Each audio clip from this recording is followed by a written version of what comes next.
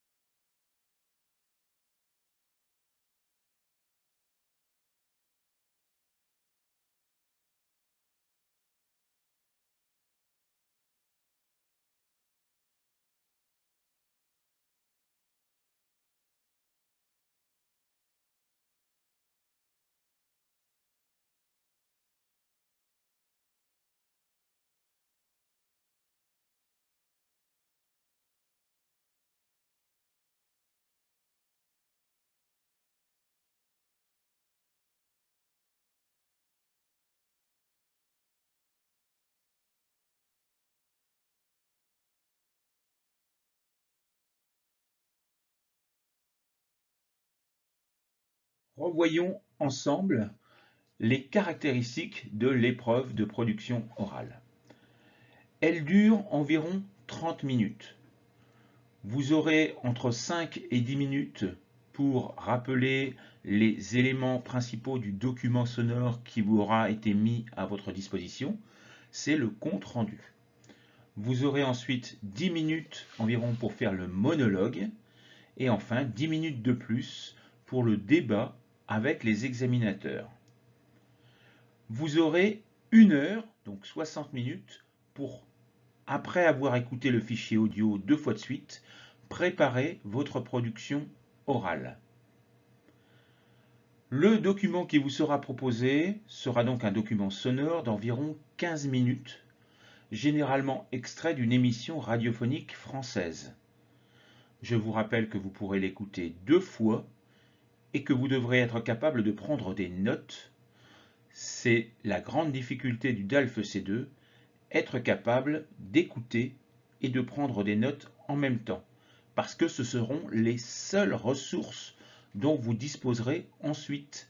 En effet, contrairement au DALF C1 ou au DELF B2, aucun document annexe ne vous sera fourni. Donc vous n'aurez pas la possibilité d'avoir des documents auxquels vous référez.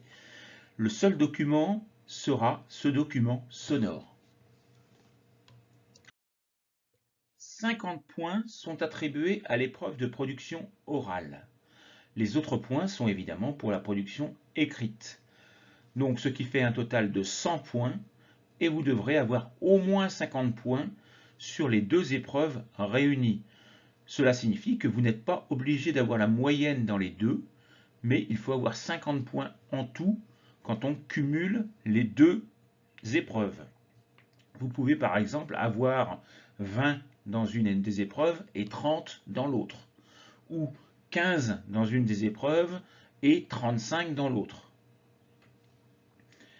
À l'intérieur de la production orale, les points sont partagés de manière équitable entre la partie méthodologique, donc le respect des règles, et la partie linguistique, donc le respect de la langue française, la prononciation, la fluidité, la capacité à argumenter.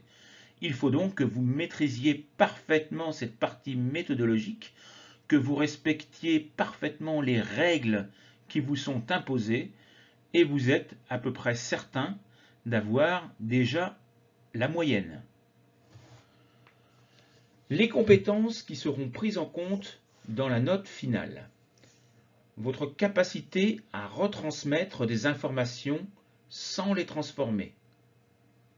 Votre capacité à argumenter sur un sujet de manière structurée, c'est-à-dire d'être capable de réorganiser les idées qui ont été dites de manière linéaire et chronologique. Votre capacité à vous exprimer de manière fluide dans un français correct.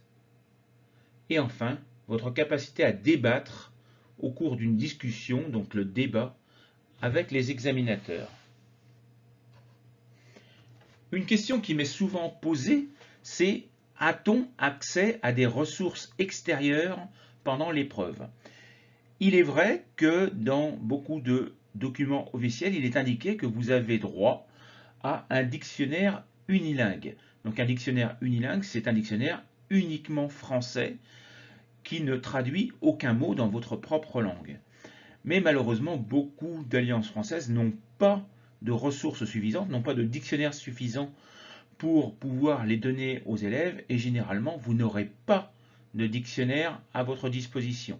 Donc n'espérez pas, sauf si vous êtes dans des alliances françaises très grandes, n'espérez pas avoir un dictionnaire à votre disposition. Autre remarque, autre question qui m'avait été posée: est-il possible d'avoir accès à Internet ou à un appareil connecté? Évidemment, non. Vous n'aurez absolument pas accès à Internet et vous ne pourrez pas vous présenter avec votre téléphone portable ou même avec une montre connectée.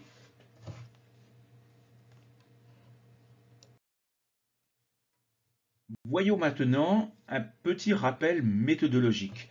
Je vous précise que vous avez d'autres vidéos sur la méthodologie du DALF C2 et notamment de la production orale sur ma chaîne YouTube, je vous mettrai dans la description les références, les liens vers ces vidéos. Le compte-rendu du document sonore. Ce document sonore donc fait, je vous le rappelle, environ une quinzaine de minutes et vous devrez être capable de retransmettre les idées essentielles de ce document sonore lors d'un compte-rendu qui va durer entre 5 et 10 minutes. Vous devrez également être capable de les contextualiser et de les réorganiser. Voyons plus précisément ce que signifie contextualiser et réorganiser. Vous devrez indiquer les informations essentielles sur ce document, c'est-à-dire dans un premier temps être capable de répondre aux questions: qui sont les personnes présentes? Où ces personnes sont-elles? Donc le nom de la radio, généralement. Pourquoi ces personnes se sont-elles réunies? Quand ces personnes se sont-elles réunies? Ce n'est pas toujours indiqué, mais si c'est indiqué, vous devez être capable de l'indiquer, parce que ça peut être très important pour expliquer certaines décisions ou certaines discussions. Et évidemment, les informations qui sont dans les documents sonores sont proposées de manière chronologique et il arrive qu'une même information revienne plusieurs fois au cours de ce document.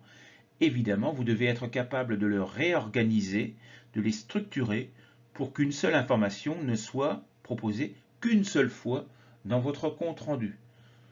Vous ne devrez surtout pas ni les transformer, ni en oublier. Toutes les informations essentielles du document sonore devront donc apparaître dans votre compte-rendu. Elles ne devront en aucun cas être transformées ou commentées.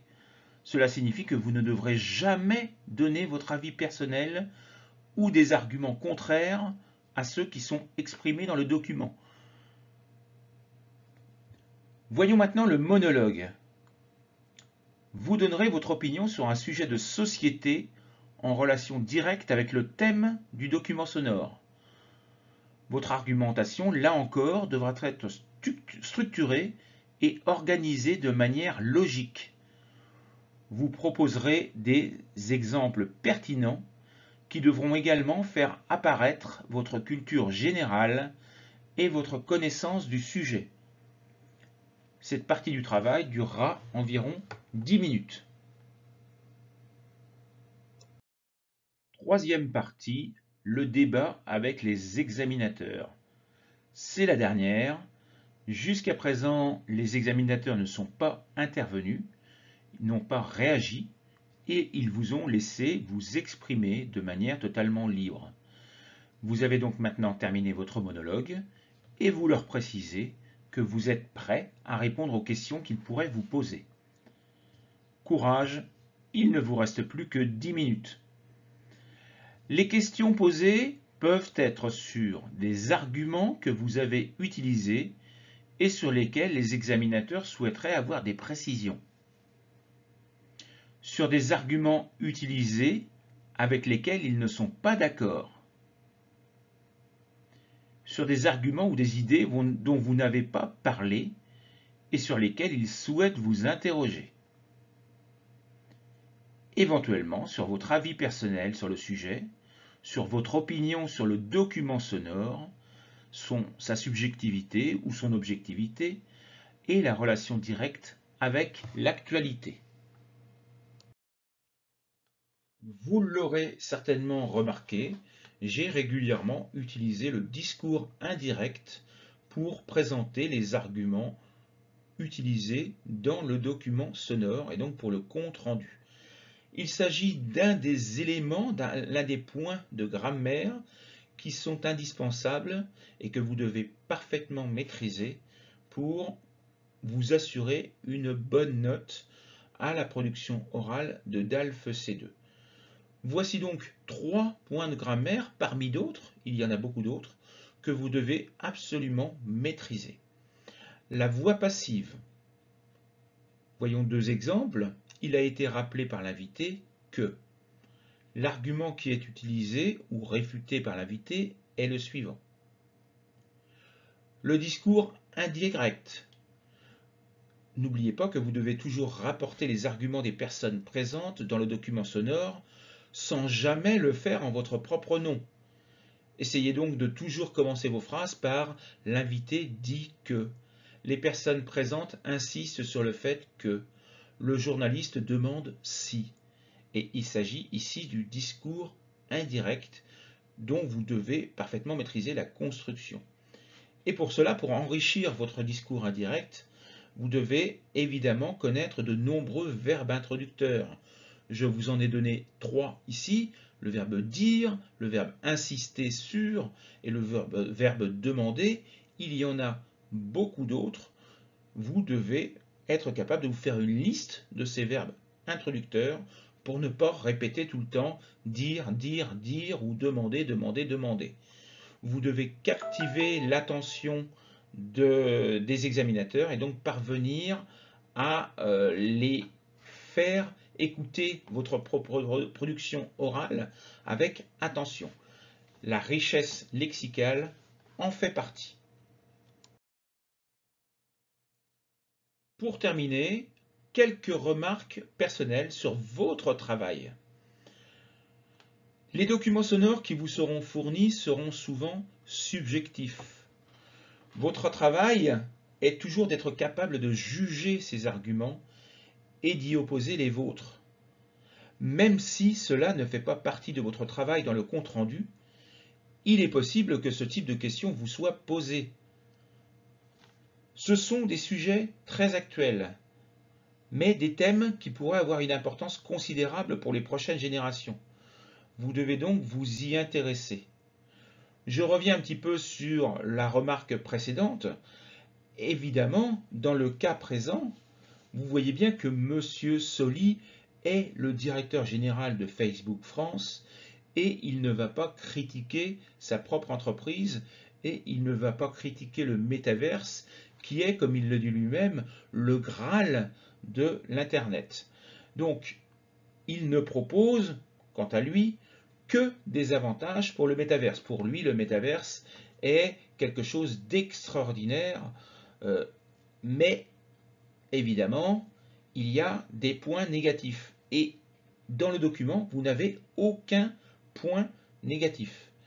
Vous devez donc absolument avoir fait un travail de recherche en amont pour pouvoir connaître ces aspects négatifs. Et ce n'est pas le jour de l'examen que vous pourrez le faire.